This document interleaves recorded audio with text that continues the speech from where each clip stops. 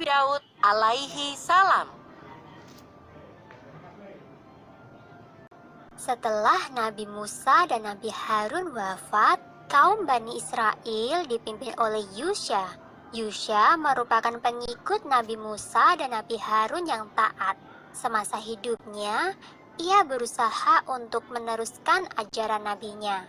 Namun, setelah Yusha wafat, kaum Bani Israel kembali pada kesesatan.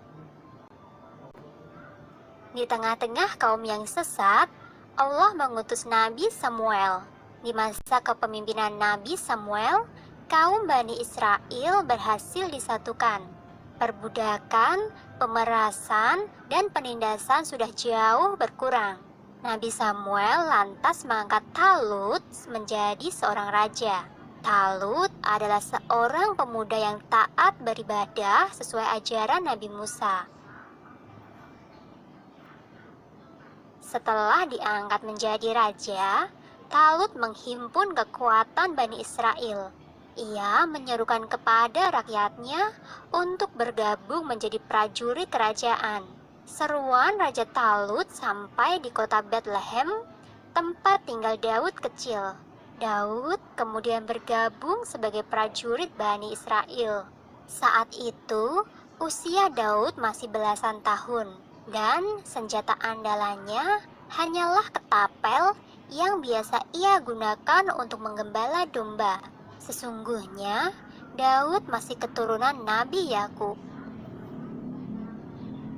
Suatu ketika, kaum Bani Israel berperang dengan kaum Palestina.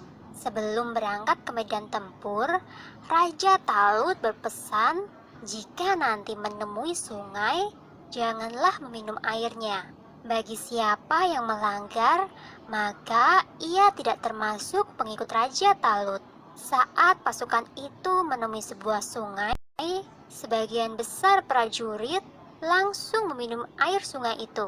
Sebagian lainnya tetap mematuhi larangan sang raja. Daud termasuk dalam orang-orang yang mematuhi raja mereka. Saat mereka menyeberangi sungai, orang-orang yang telah meminum air sungai itu langsung melemah dan patah semangat. Sedangkan mereka yang menuruti perintah raja tetap bersemangat tinggi dan siap untuk berperang. Daud bertempur dengan gagah berani. Batu-batu dari ketapelnya berhasil merobohkan banyak sekali musuh. Bahkan, ketapel Daud berhasil melumpuhkan raja musuhnya, sehingga ia pulang sebagai pahlawan perang. Atas keberhasilannya mengalahkan raja musuh, Daud diangkat sebagai panglima perang meskipun ia masih kecil. Seiring waktu, Daud semakin populer di kalangan kaum Bani Israel. Hal ini sempat membuat Raja Talut membenci Daud dan berniat untuk mencelakakan Daud.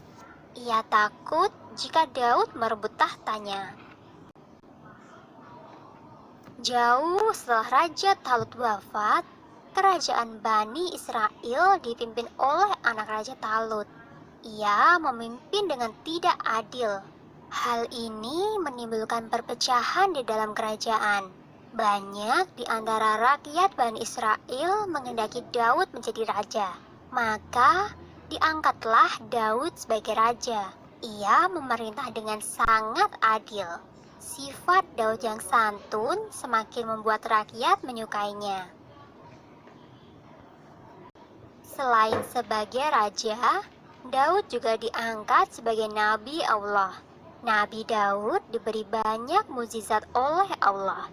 Di antaranya adalah mampu memerintahkan gunung dan burung untuk bertasbih, dapat melunakkan besi dengan tangan kosong, dikaruniai kecerdasan yang luar biasa, dan mukjizat yang paling besar adalah diberikannya kitab Zabur sebagai tuntunan dan pedoman dalam beribadah kepada Allah. Sumber dalam Al-Quran surat An-Nisa ayat 163 yang berbunyi, dan kami berikan Zabur kepada Daud